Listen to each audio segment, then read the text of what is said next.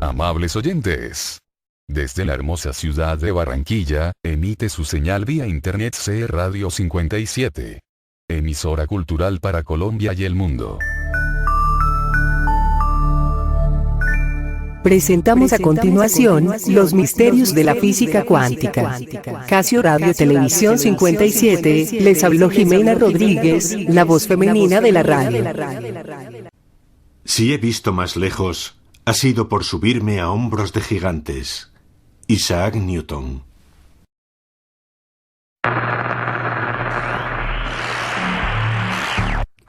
Desde el comienzo de la historia de la humanidad, la poderosa combinación de curiosidad y observación ha inspirado nuevas ideas. En el mundo tecnológico actual, todo lo que tocamos, usamos, vemos o hacemos, desde encender una cerilla hasta navegar, ir en tren, mandar un email, volar, comprar, secar, atar, enhebrar, desmenuzar, deslizar, conducir, sujetar, tocar, cronometrar, escalar, rimar, teclear, pagar, canalizar, limpiar, recorrer, romper, machacar, solicitar, descansar, hablar, caminar, escribir o ver este documental es posible porque alguien en algún sitio observó, experimentó y transformó lo que una vez fue solo una idea en una herramienta útil y poderosa. Por increíbles que sean estos inventos e innovaciones, se vuelven insignificantes ante lo que estos exploradores han descubierto y están desvelando mediante la observación del universo más potente, minúsculo y extraño imaginable, el universo cuántico. Un paradójico reino con un potencial ilimitado, donde se están desarrollando fenómenos fascinantes en nuevas tecnologías que podrían alterar el mundo tal como lo conocemos. Viajemos a este mundo extraño y cada vez más manejable con los visionarios de la física cuántica.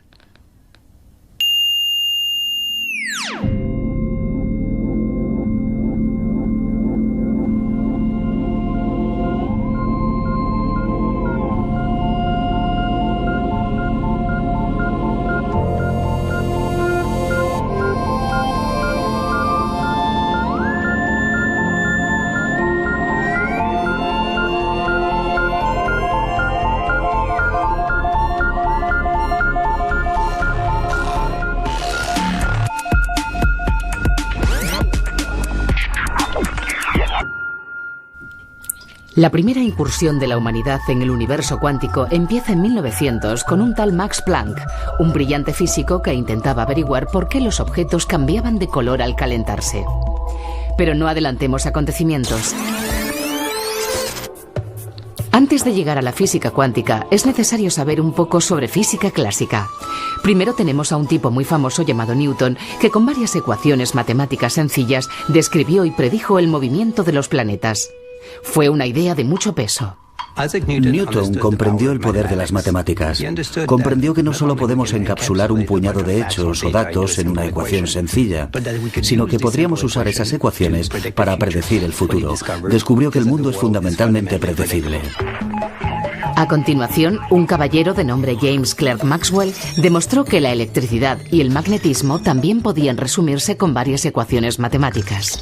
Las ecuaciones de Maxwell tuvieron un gran impacto sobre el desarrollo tecnológico del siglo XX. Todo lo que vemos a nuestro alrededor, televisión, teléfonos móviles y muchas de esas utilísimas herramientas tecnológicas que utilizamos, son el resultado de la tremenda revolución que inició Maxwell. Los científicos creían saber cómo funcionaba el mundo real. Las cosas orbitaban unas alrededor de otras y prácticamente todo lo que se transmitía, incluida la luz, lo hacía por ondas, como las que forma una gota al caer al agua. Llamaremos a estas brillantes observaciones el mundo clásico, donde todo es predecible y resulta familiar. Lo que nos lleva de nuevo a Max Planck, que nos introdujo en la era cuántica, la era del láser, el CD, el ordenador y los artilugios de comunicación personal. Estaba estudiando algo muy lejano a estos artilugios modernos. ¿Por qué los objetos cambian de color al calentarse? Uno se puede preguntar por qué iba a querer alguien estudiar algo tan... en fin, tan... Puede parecer una pregunta aburrida, pero para los físicos era muy interesante. Y si Max Planck no hubiera encontrado este tema tan fascinante, tal vez no tendríamos la física cuántica. Al igual que Newton había usado la física clásica para descubrir el mundo familiar que le rodeaba, Planck también quería usar ese enfoque para entender por qué los objetos cambiaban de color al calentarse. Pero descubrió que la física clásica ofrecía una respuesta errónea. Y probó un enfoque nuevo, una nueva hipótesis matemática, y funcionó. Obtuvo la respuesta correcta, pero aquella nueva hipótesis no encajaba con las leyes de la física clásica. Planck había ofrecido una explicación muy precisa, pero ni él mismo se la creía.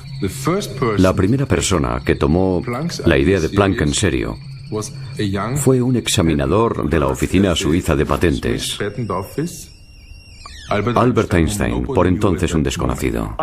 Einstein descubrió algo que Max Planck no podía creer, que la luz no es una onda continua. A veces se comporta como una partícula.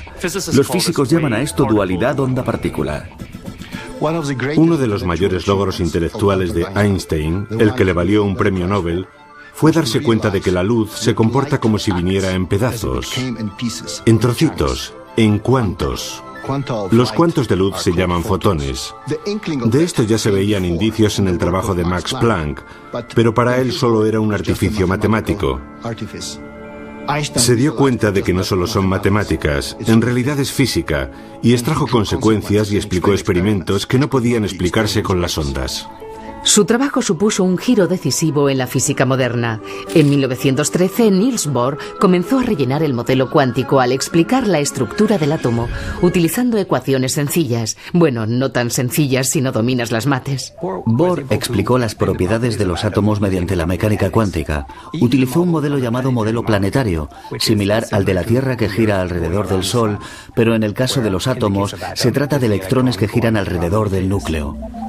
Pero la matemática de Bohr demostró que los electrones no orbitan del mismo modo que los planetas alrededor del Sol, sino que solo podían hacerlo a ciertas distancias específicas, algo que los físicos cuánticos llamaron distancias discretas o cuantización. Y aquello era de lo más inquietante para una generación de físicos que habían crecido con la noción de que las cosas cambian de forma suave, como la Luna gira alrededor de la Tierra y está alrededor del Sol. Pero Bohr daba por hecho que los electrones eran y se comportaban como partículas. Fue el físico francés Louis de Broglie quien demostró que las órbitas atómicas pueden explicarse asumiendo que los electrones también pueden comportarse como ondas. Pero seguía sin existir una visión global y el enigma cuántico había desunido los puntos que iban de Planck a Einstein, a Bohr y a de Broglie. Hacía falta una teoría unificadora que aclarara cómo una onda podía comportarse como una partícula y viceversa, que explicara el misterio de la dualidad onda-partícula de la luz y la materia. Y en 1925, Erwin Schrödinger formuló la hoy famosa ecuación que lleva su nombre. Su ecuación sentó las bases de una teoría completa de la mecánica cuántica, que no solo dio a los científicos una receta universal para comprender todos los fenómenos cuánticos anteriores, también les proporcionó una forma sistemática de explorar el mundo atómico para encontrar nuevos e inesperados efectos cuánticos. Otorgó a los científicos la que es probablemente la teoría más precisa y con más fuerza jamás concebida por la humanidad. Aunque el descubrimiento de la teoría cuántica fue tremendamente útil como herramienta científica e hizo posibles muchas de las tecnologías actuales, planteó más preguntas que respuestas. Muchas de esas preguntas se ilustran en el famoso experimento de la doble ranura, un ensayo que todavía hoy sobrecoge a los científicos. El experimento de la doble ranura es en realidad una metáfora de la dualidad onda-partícula. ¿Qué significa? En la física clásica tenemos ondas, como las sonoras o las electromagnéticas, y también tenemos partículas, como las bolas de billar. Después de la mecánica cuántica, una partícula, como un electrón, también puede comportarse a veces como una onda. El experimento de la doble ranura es tan emocionante para los físicos y para cualquiera que se sienta atraído por la física cuántica, porque contiene la esencia de la mecánica cuántica.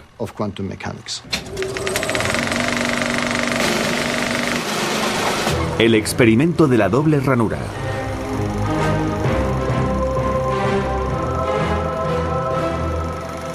En el experimento de la doble ranura, un haz de electrones choca contra una pantalla que tiene dos ranuras paralelas y después contra otra pantalla.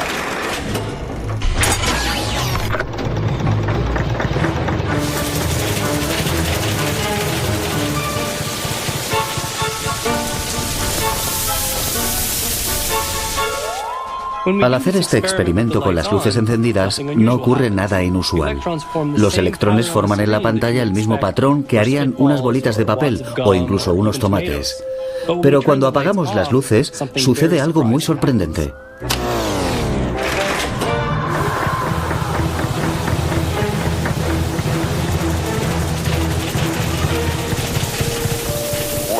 Lo que se observa en la pantalla es una serie de máximos y mínimos. Esta serie de máximos y mínimos se conoce como patrón de interferencia. Máximos son los puntos donde se acumulan electrones, mínimos son los puntos que evitan. El patrón de interferencia es lo que esperarías ver si enviases ondas, no partículas, a través de la doble ranura. Esto se explica matemáticamente por la ecuación de onda de Schrödinger, que predice exactamente el patrón de interferencia observado. Pero la teoría cuántica no nos dice dónde está la partícula al atravesar las ranuras. La diferencia básica entre la física clásica y la cuántica es que en la física clásica se puede predecir tanto la posición como la velocidad de las partículas, mientras que en la teoría cuántica no se puede predecir ninguna de las dos. ¿Por qué es distinto el patrón de la pantalla según esté la luz encendida o apagada? En la física clásica estamos acostumbrados a un universo independiente de nosotros, sepamos de él o no. Podemos mirarlo, pero da igual, ni cambia ni se molesta. Sigue sus propias normas. En la mecánica cuántica ya no ocurre eso. Aquí mirar algo, hacer un comentario sobre ello, cambia su comportamiento. Pero ¿cómo puede ser que en el mundo cuántico, solo por observar algo, puedas influir en la forma en que se comporta? En nuestra experiencia diaria, la observación siempre requiere luz, y en el mundo cuántico la luz viene en pedazos llamados fotones. Volvamos a encender las luces del cine y veamos a qué se refieren exactamente los científicos cuando utilizan las palabras observación y medición. Para observar cómo pasan los electrones a través de las dos ranuras, hay que iluminarlos. Pero al hacerlo, los fotones pueden hacer que los electrones se comporten de forma distinta. En este caso, los fotones hacen a los electrones comportarse como partículas y, por tanto, el patrón de interferencia desaparece. La pregunta es, ¿qué ocurre realmente cuando las luces están apagadas? Sobre esta cuestión, los científicos tienen opiniones divergentes y alguna que otra especulación impactante. El experimento de la doble ranura muestra que mientras un objeto cuántico no es medido ni se interactúa con su entorno, típicamente no tiene una posición definida, sino que está a la vez en muchas posiciones. Esto es lo que se llama la superposición cuántica. Los objetos cuánticos se comportan como si pudieran ser y hacer varias cosas al mismo tiempo. Los electrones pueden pasar por dos ranuras distintas al mismo tiempo. Esto me recuerda al oso yogi que decía, cuando llego a una bifurcación del camino, la tomo. Estas radicales ideas evidenciaron lo mucho que las superposiciones cuánticas desafiaban a la noción clásica de realidad, pero también atribularon a muchos científicos como Schrödinger, ya que si las superposiciones podían ampliarse al mundo cotidiano, conducirían a predicciones curiosas. Para ilustrar este aspecto se imaginó un experimento Gedanken. Un experimento Gedanken es un experimento mental. Una escena imaginaria que nos ayude a centrarnos en un asunto conceptual. Si de verdad entiendes una teoría, deberías poder decir lo que predice esa teoría en todo tipo de situaciones, incluidas las que no se pueden llevar a cabo en un laboratorio real. El famoso experimento imaginario de Schrödinger es conocido como el gato de Schrödinger. Es una especie de parábola sobre la idea de la superposición cuántica. A Schrödinger le incomodaban las implicaciones de la teoría cuántica. Paradojas aparentes en mecánica cuántica. Quería demostrar lo absurda que es la mecánica cuántica. Se le ocurrió un experimento Gedanken. Un experimento mental. La idea era, tomas un gato. Un gato. ¿Un gato? Un desgraciado gato. Y lo metes en una caja. Totalmente aislado del exterior. En la caja también hay un martillo y un matraz. Lleno de cianuro. Cianuro. Y en la caja también hay un mecanismo de control que maneja un solo átomo que puede descomponerse radioactivamente. Cuando el átomo se descompone, el detector activa el martillo. El matraz se rompe, el cianuro se sale y eso va a matar al gato. Y el gato se morirá. Y si no se emite la partícula, el veneno no sale y el gato vive. Supongamos que después de, digamos, una hora hay un 50% de probabilidades de que el contador Geiger haya detectado algo. Hasta que miremos dentro, existe la posibilidad de que el gato esté vivo o muerto. Y si creemos en la mecánica cuántica, el gato en ese punto estaría simultáneamente vivo y muerto.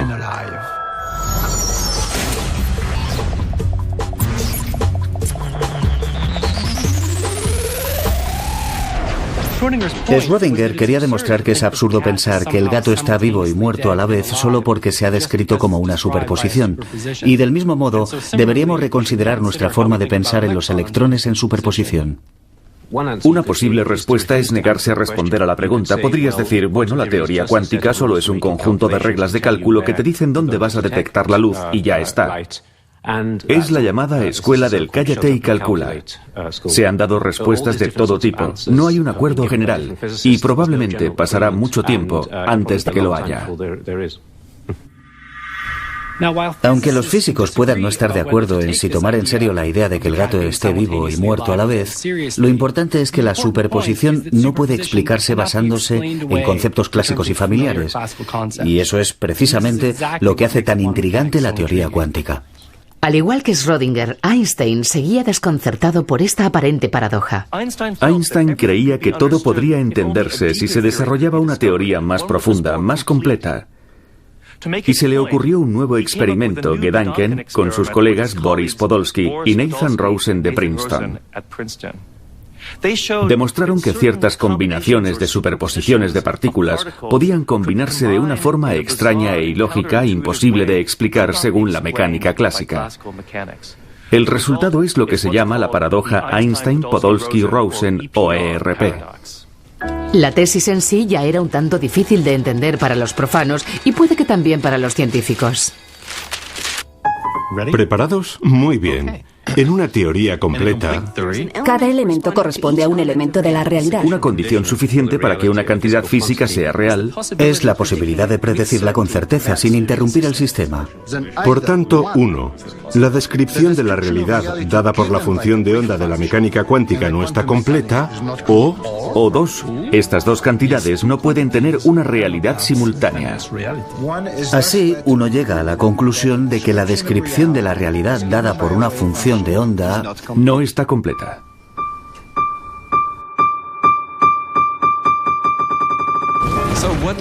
¿Qué significa esta afirmación tan densa? Según la mecánica cuántica, es posible que dos partículas estén tan estrechamente entrelazadas que formen un sistema único en el que ninguna de ellas tenga un estado cuántico propio. Lo que Einstein, Podolsky y Rosen dijeron es, de acuerdo, tomemos un par de partículas así, separémoslas mucho, incluso años luz. Después imaginemos a un observador aquí midiendo la partícula A y por consiguiente dándole un estado que antes no tenía. El punto clave es que cuando se toma la medida también determina el estado de la partícula B. Un estado que, según la mecánica cuántica estándar, no existía anteriormente. Para Einstein eso era imposible. ¿Cómo podía una medición tomada aquí afectar de forma instantánea algo que está a años luz? Así, él y sus colaboradores concluyeron que el estado de la partícula B debe haber existido con anterioridad y, por tanto, esa mecánica cuántica estaba incompleta. La idea de tomar una medida aquí y que cambie algo que está allí es lo que Einstein habría llamado inquietante acción a distancia. Einstein creía que el mundo debería ser, a fin de cuentas, conocible, que ahí fuera debía haber una realidad. Y la mecánica cuántica desafiaba eso, no funcionaba así. Y a Einstein no le gustaba. De ahí surgió su comentario, Dios no juega a los dados con el universo. Muchos de los primeros físicos cuánticos, entre ellos Einstein, esperaban que una teoría más profunda dejase atrás las aparentes contradicciones de la mecánica cuántica. Algunos científicos esperaban que los extraños elementos cuánticos desaparecieran sin más. Después de que Einstein hubiera introducido en 1935 el concepto de lo que él llamó inquietante acción a distancia, fue el físico austriaco Schrödinger quien puso nombre a este fenómeno en alemán, Verschränkung, entrelazamiento, y en inglés entanglement. El caso es que el alemán es un nombre mejor. Es algo así, una conexión muy fuerte y bien definida, mientras que entanglement suena un poco más a espagueti, a algo no muy bien definido. Supongamos que tenemos dos partículas entrelazadas como una pareja de bailarines. Si los bailarines no pueden verse ni hablarse mientras bailan, es posible, aunque difícil, que mantengan la sincronización. Solo pueden hacerlo si han ensayado los pasos de baile. Einstein esperaba que con las partículas entrelazadas ocurriera lo mismo, que la correlación con la que dos fotones reaccionan a una posible medición pudiera explicarse si los resultados de la medición estaban predeterminados, pero se equivocaba. El entrelazamiento es una conexión entre partículas más fuerte que ninguna que pueda darse usando la física clásica. Estas curiosidades cuánticas desconcertaron a los investigadores durante más de un cuarto de siglo. En 1964, el físico irlandés John Bell ideó un experimento para comprobar que lo que decía Einstein era imposible. El artículo Einstein-Podolsky-Rosen de 1935 fue básicamente ignorado durante sus primeros 30 años de existencia. Después apareció John Bell y demostró que no es posible una explicación sencilla y básica del entrelazamiento. Eso dio pie a experimentos fundamentales en que la gente quería saber: ¿en serio está tan loca la naturaleza? ¿En serio es tan rara la naturaleza? El artículo de John Bell sobre el entrelazamiento coincidió con el desarrollo del láser, lo que posibilitó estos experimentos. Cuando leí el artículo de John Bell, descubrí lo que era el entrelazamiento, y fue absolutamente fascinante. Leer el artículo fue un shock, algo como el amor a primera vista. Explicaba que el gran debate entre Einstein y Bohr sobre las bases de la mecánica cuántica podía resolverse haciendo un experimento. Yo era un experimentalista, quería participar a zanjar aquel debate. La base del experimento es producir pares de fotones que vuelen en direcciones opuestas. Y después, cuando estén separados 12 metros, medir exactamente en el mismo instante. Y la idea es que las dos medidas separadas por 12 metros deben estar separadas en el sentido de la relatividad. ¿Qué quiero decir? Que lo que mido en un lado no debería poder influir en el resultado de la medición tomada al otro lado. Este es un punto crítico. La relatividad nos dice que nada puede viajar más rápido que la luz. Es decir, que lo que hago aquí no tiene tiempo para llegar al otro extremo de este experimento. Y para eso era necesario que pudiera cambiar la orientación de mis polarizadores unos nanosegundos. Lograr eso era parte nueva y crucial de mi experimento. Y lo que hice fue medir la polarización de cada fotón. Los fotones pueden polarizarse vertical y horizontalmente, o polarizarse a 45 grados. Un par de fotones EPR entrelazados es polarizado vertical y horizontalmente de forma simultánea. Esto es muy raro, tan raro como el gato de Schrödinger, que está vivo y muerto. Y ahora la pregunta es, ¿cuál es el resultado de las mediciones?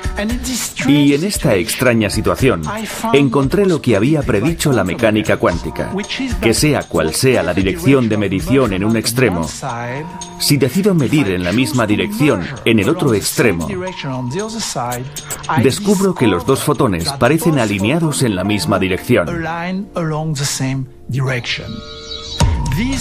Eso significa que los resultados de las mediciones están fuertemente correlacionados, más correlacionados que ninguna correlación concebible en la física clásica. Significa que cuando dos fotones están separados 12 metros, siguen comportándose como un único objeto. Einstein creía que esto no era posible, porque significaría que hay una especie de inquietante acción a distancia entre los dos objetos. Pero Si queremos reconciliar el resultado del experimento con una imagen que queremos construir, tenemos que meter la inquietante acción a distancia en el conjunto. Einstein nunca comprendió realmente la diferencia fundamental entre la teoría clásica y la cuántica. Por eso le resultaba tan difícil aceptar cosas como el principio de incertidumbre. Pero la teoría cuántica está de acuerdo con la observación. Dios sí que juega a los dados con el universo. Antes de John Bell y de Alain Aspect, nos limitábamos a discutir sobre las rarezas de la mecánica cuántica. La ecuación de Schrödinger nos dice que un gato puede estar tanto vivo como muerto, y nadie sabe lo que eso significa, solo es raro. Y así estuvimos durante décadas. John Bell aplicó un poco de matemática y algunas cifras a la rareza cuántica, y Aspect llegó y verificó esas mediciones en el laboratorio. En resumen, entre los dos fueron capaces de medir la rareza de la mecánica cuántica. Los experimentos de Aspect establecieron que esos efectos cuánticos eran reales, aunque no estuviera claro cómo darles sentido mediante nuestra forma normal de pensar. Lo más destacable es que inspiraron a una generación de científicos a preguntarse, ¿cómo puedo dar utilidad a estos aspectos cuánticos? La mecánica cuántica nos ofrece una descripción magníficamente precisa del comportamiento de la luz y la materia, y ayudó a científicos e ingenieros a desarrollar todo tipo de tecnologías como el láser y el transistor, que son la base de nuestro mundo electrónico. Estos dispositivos cuánticos a relativa gran escala funcionan sin mostrar de forma abierta los aspectos raros de la mecánica cuántica de los que hablamos. Estas tecnologías familiares son resultado de la primera revolución cuántica, pero ahora ha llegado una segunda revolución basada en dos avances principales. El primero es la capacidad de controlar la rareza del mundo cuántico, incluidas la superposición y el entrelazamiento. Y el segundo es el auge de la era de la información. Aquí llega la información cuántica o IQ para los SMS. Lo que me hizo pensar en la información cuántica fue que en 1985 me topé con un artículo del físico americano Richard Feynman, en el que hablaba sobre la posibilidad de que los ordenadores funcionaran por principios cuánticos, y para mí fue como un jarro de agua fría. Porque hasta ese momento estaba acostumbrado a pensar en la información en términos muy abstractos. En el mundo cotidiano nos cuesta separar contenido y significado en la idea de la información. Pero podemos hacernos una idea de por qué la información es física si pensamos, por ejemplo, qué haríamos si nos pidieran que señalásemos la información. Siempre señalaríamos un trozo de papel con letras escritas, podríamos señalar a la fibra óptica, podríamos señalar un disco duro. En el caso de un disco duro, podemos ver que la información realmente tiene un contenido físico. Por ejemplo, cuando quieres guardar información en un disco duro, tienes que pagar dinero de verdad. Tienes que salir a comprar, digamos, un disco de 100 gigas. El hecho de que haya cierta cantidad física por la que pagas dinero de verdad, te dice que en realidad la información es física. Por ejemplo, ahora estoy hablando con vosotros. La información se está transmitiendo mediante el sonido. Podría escribir una carta y la información quedaría guardada como tinta y símbolos sobre papel. Cuando te haces a la idea de que la información es física, empiezas a entender que las leyes de la física limitan cómo puede procesarse la información, y que en el caso de la física cuántica, te ofrecen un mecanismo totalmente nuevo para procesar y comunicar información.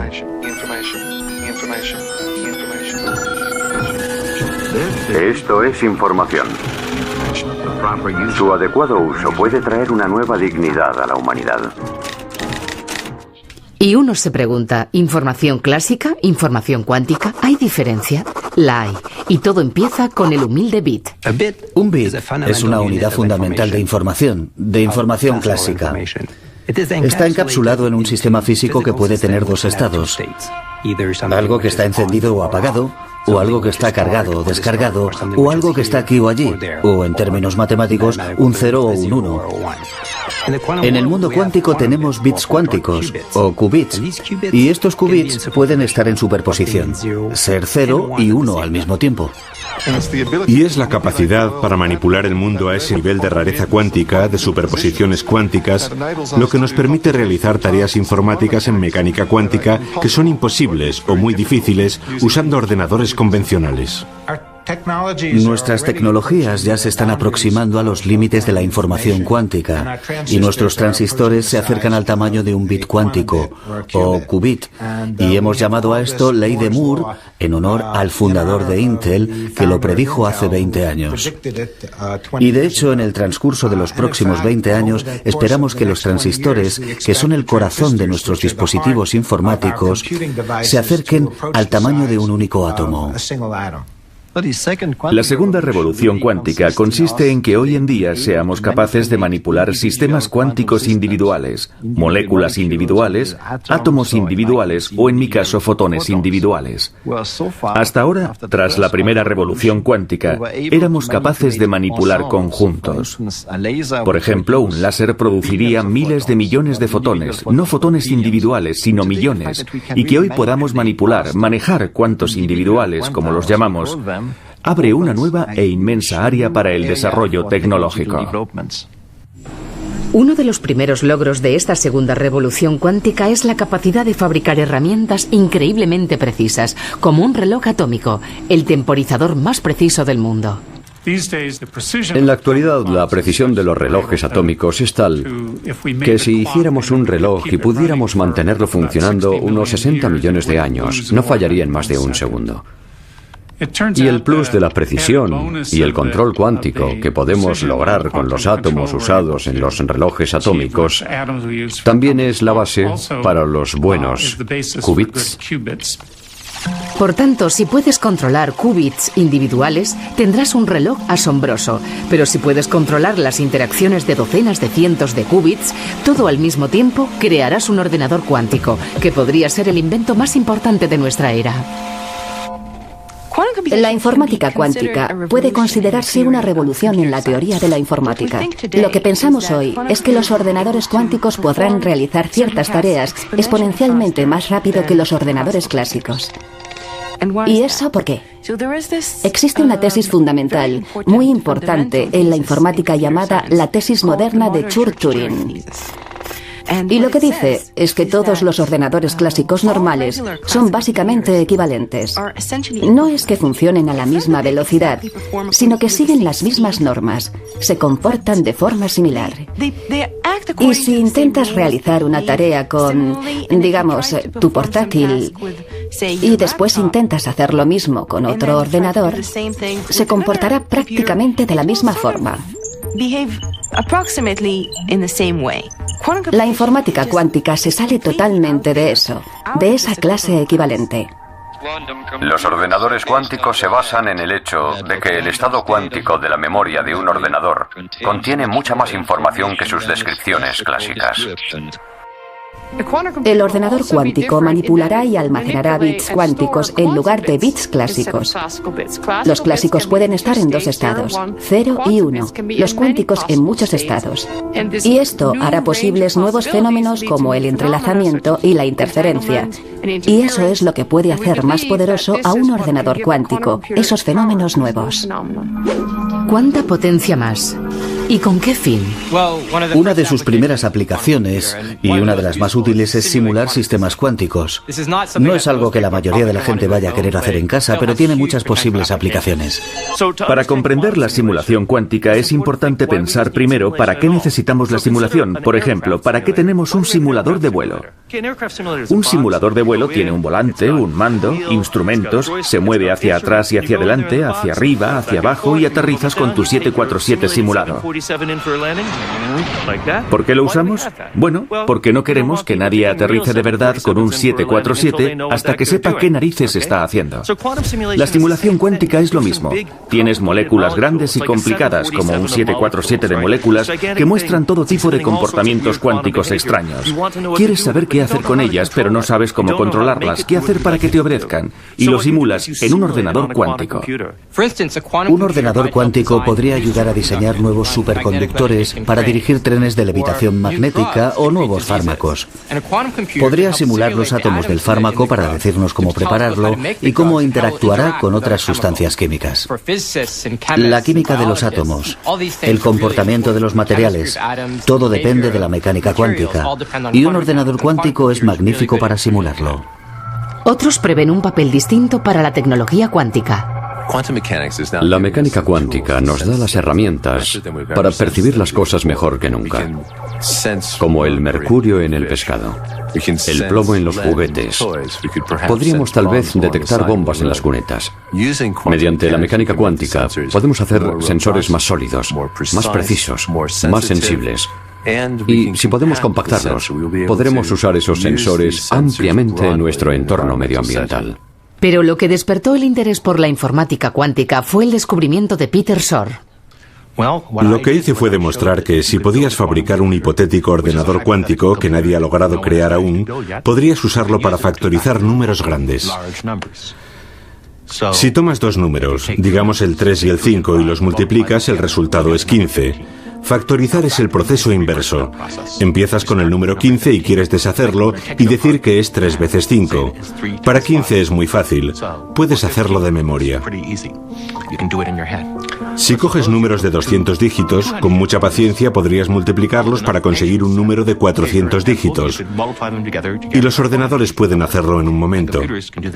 Pero si te diera un número de 400 dígitos y te dijera que encontrases los dos números de 200 dígitos que se multiplicaron para obtenerlo, no creo que fueras capaz. Ni el ordenador más potente podría. Es un problema básicamente imposible de resolver. El problema de la factorización se usa para codificar la mayoría de los mensajes secretos importantes que se envían actualmente. Funciona así. Digamos que cuando compras algo por Internet, tu ordenador multiplica dos cifras de 200 dígitos para obtener la de 400 dígitos. Cualquiera podría codificar cosas si conoce esa cifra. Pero para descodificarla, tienes que saber los dos números de 200 dígitos. Nadie puede sacarlos a partir del número de 400 dígitos, porque el problema de factorización es casi imposible de resolver. El descubrimiento de Shor era muy emocionante, porque lo que dice esencialmente es: dadme un ordenador cuántico y podré descifrar la forma más común y más importante de codificar secretos. Los gobiernos se toman muy en serio el desarrollo de un ordenador cuántico. Como amenaza, un ordenador cuántico puede descifrar muchos de los códigos de encriptación usados hoy en día, incluidos los que se usan en los satélites, en los bancos, en las tarjetas de crédito y para las comunicaciones de seguridad. Pero aunque un ordenador cuántico podría desvelar mensajes secretos, los efectos cuánticos también podrían usarse para crear los códigos secretos mundiales definitivos, códigos cuánticos, y ofrecer una forma supersecreta de mantener la confidencialidad. En la criptografía clásica pensamos que el sistema es seguro porque el supuesto fisgón no puede resolver un difícil problema informático. En la criptografía cuántica no se puede descifrar un código criptográfico cuántico a menos que se descifren las leyes de la física. Con la criptografía cuántica es prácticamente imposible husmear en la transmisión sin ser descubierto. Podríamos llamarlo el efecto observador ruidoso. Es como si estuvieras en una fiesta escuchando la conversación de la pareja de al lado. Sabrían al instante, sin mirar siquiera, que les estaban oyendo. La criptografía cuántica ya se ha utilizado a alto nivel, asegurar los resultados electorales en Suiza. Aquí desarrollamos la tecnología básica para la criptografía cuántica. Lo que se aseguraba mediante la criptografía cuántica es el vínculo de fibra óptica que une el lugar donde se cuentan las papeletas con el lugar donde están los ordenadores del Estado. Y esa fue la primera aplicación pública de la información cuántica en el mundo real. La criptografía cuántica es solo una de las muchas y potentes herramientas cuánticas que se desarrollan y utilizan hoy en día. Pero la aplicación más fantástica es un fenómeno conocido como teletransportación cuántica. La teletransportación cuántica no tendrá nada que ver con lo que se ve en ciencia ficción, porque no se traslada ninguna materia de un punto A a un punto B. Es la información cuántica lo que se traslada de A a B. La teletransportación cuántica es posible por el entrelazamiento. Se usa el entrelazamiento de dos fotones para transmitir la información de uno al otro. En 2004 hicimos un experimento de teletransportación cuántica a través del río Danubio. Extendimos un cable de fibra de vidrio de una orilla a otra a lo largo de 600 metros. Esta fibra iba por una cloaca y por eso lo llamamos el experimento del tercer hombre. Por la película El tercer hombre, que transcurría en las cloacas de Viena, con Orson Welles de protagonista. Es la única película en que la banda sonora es música de cítara. Creamos unos fotones entrelazados, enfocando un potente láser hacia un cristal especial. Y así, un fotón de alta energía puede dividirse en dos fotones de energía más baja, que después se entrelazan. Enviamos uno de los fotones hacia el otro lado del río y no movemos el primero. Este fotón se encuentra después con un tercero, el que va a ser teletransportado. Al entrelazar estos dos, las propiedades cuánticas del tercero se transfieren a la partícula del otro lado del río y la teletransportación ha concluido. La teletransportación cuántica es una de las demostraciones más bellas del entrelazamiento. En ella tendremos un algo, el estado cuántico o la estructura definitiva de la materia, que desaparece a un lado y reaparece al otro sin ni siquiera existir entre medias. Pero el experimento de 2004 es Schnee von gestern, que significa la nieve de ayer. A la larga queremos llegar a los satélites, estableciendo así la comunicación cuántica a escala mundial.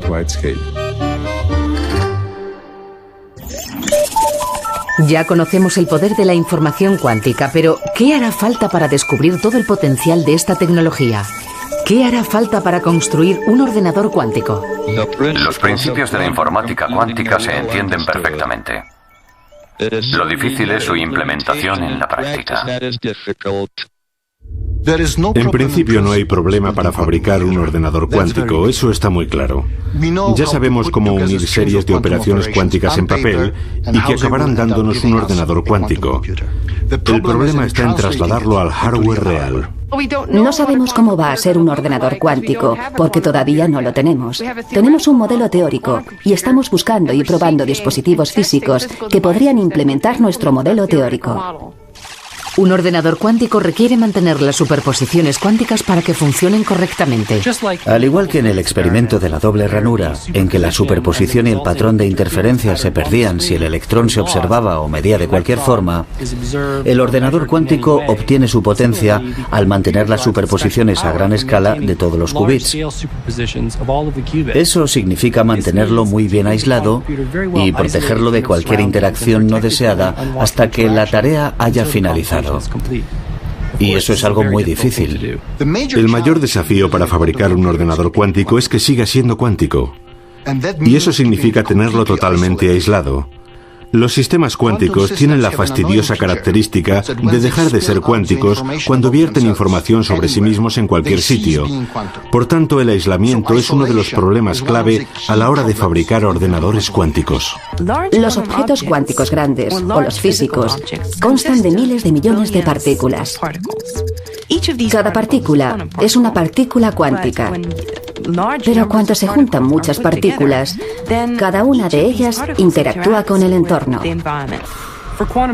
Para los sistemas cuánticos, el entorno se refiere a todas las cosas que rodean el sistema de partículas cuánticas, como el polvo o los campos magnéticos externos, radiaciones de fondo, todo lo que pueda conducir a un comportamiento no deseado del sistema que se intenta controlar. Es muy difícil preservar la superposición. En el laboratorio del Dr. Wineland, los qubits se almacenan en la llamada trampa de iones. La analogía entre nuestra trampa de iones y una canica en un cuenco es la siguiente. Podemos pensar que la canica es el átomo y el cuenco la llamada trampa, la forma en que retenemos los átomos. Y podemos, por ejemplo, con los átomos, la canica y el cuenco, hacer girar la canica en una órbita circular alrededor del centro del cuenco. Con nuestros átomos también podemos hacerlo. Con la canica en el cuenco solemos, en algún momento te das cuenta de que el átomo, digamos, va a estar en el lado izquierdo del cuenco o en el derecho. Lo curioso de los sistemas cuánticos que nos permite hacer qubits es que podemos poner el átomo en estado de superposición, en su cuenco, su trampa, para que en algún momento no esté en el lado izquierdo o el derecho, sino en los dos lados al mismo tiempo. La analogía con el gato de Schrödinger es que podemos crear situaciones en que tengamos una superposición de todos los átomos que señalan en una dirección y todos los que señalan en la dirección opuesta al mismo tiempo. ¿Qué aspecto podría tener un ordenador cuántico? Detrás de mí podéis ver un prototipo de ordenador cuántico. Está compuesto por un potentísimo imán hecho de material superconductor bañado en helio líquido a unos 266 grados bajo cero. Los qubits de este sistema están hechos de los pequeños imanes que hay dentro del núcleo de los átomos. Al final de la computación usamos el campo magnético de estos qubits para poder leer de un tirón la respuesta de la computación. Este ordenador cuántico en concreto tiene una docena de bits cuánticos, o el equivalente a 1000 bits clásicos, como los ordenadores de los años 50. Si logramos fabricar uno con unos 60 o 70 bits cuánticos, será un ordenador más potente que todos los ordenadores clásicos de la Tierra. Hoy en día, los científicos desafían los límites de la teoría y la experimentación. Van de las pizarras al laboratorio, manejan el poder del misterioso mundo cuántico, sientan las bases de una nueva era de descubrimiento e innovación.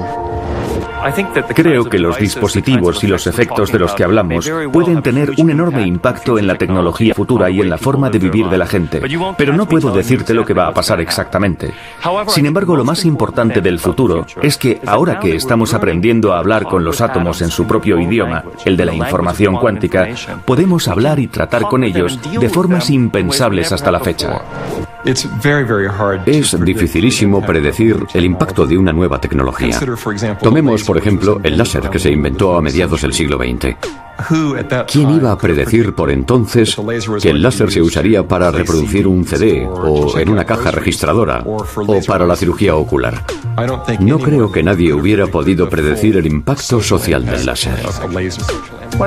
Yo creo que la tendencia siempre es la misma. Empiezas con la investigación básica en un laboratorio, con una máquina grande y complicada que cuesta mucho dinero, y si verdaderamente existe mercado, al final tienes un aparato sencillo y nada costoso. El láser es un buen ejemplo. Los primeros láseres eran grandes máquinas en laboratorios complicadas de manejar, poco fiables. Hoy en día hay un semiconductor láser barato en cada reproductor de CD o DVD. Y estoy convencidísimo de que si un solo fotón o fotón entrelazado tiene una aplicación real que tenga mercado, será posible hacerlo muy pequeño y muy barato. En los 50, las primeras personas que trabajaron en los ordenadores clásicos lo hicieron por motivos muy concretos y quizá muy aburridos. El presidente de IBM dijo: "No veo mercado para más de un puñado de ordenadores en todo el mundo. Nadie nos vio esperando el autobús y hablando con un amigo al otro lado de la Tierra, o mirando dónde ir a tomar pizza o viendo una película. La informática cuántica es poderosa. Nos abre todo un mundo nuevo para mirar el universo y la información. Y no tengo ni idea de cómo cambiará el mundo de aquí a 30 años, pero sé que lo hará". Una posibilidad maravillosa de transformar la forma en que funciona la sociedad es usar líneas de transmisión superconductoras como base de la transmisión de energía. Podemos usar este efecto mecánico cuántico, ya se ha demostrado, pero si pudiéramos usarlo a gran escala para transmitir energía a través del continente, podríamos utilizar las fuentes de energía renovables de manera más eficaz, desarrollarlas en lugares donde sea factible y transmitir la energía a donde se necesite. Espero que eso ocurra pronto. Desde luego, podría pasar muy pronto. Claro que la mecánica cuántica es rara, como lo era la idea de volar antes de que descubriéramos cómo fabricar aviones y cohetes contrarrestando el efecto de la gravedad. Ahora despegamos hacia el futuro cuántico.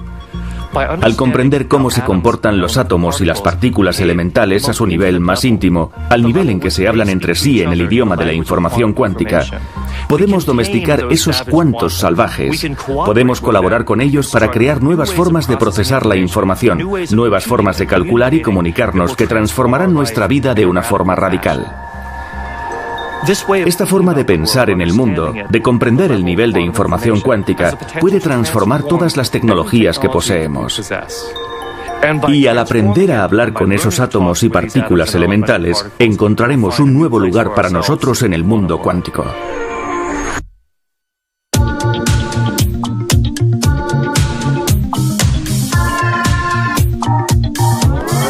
Quantum theory. Quantum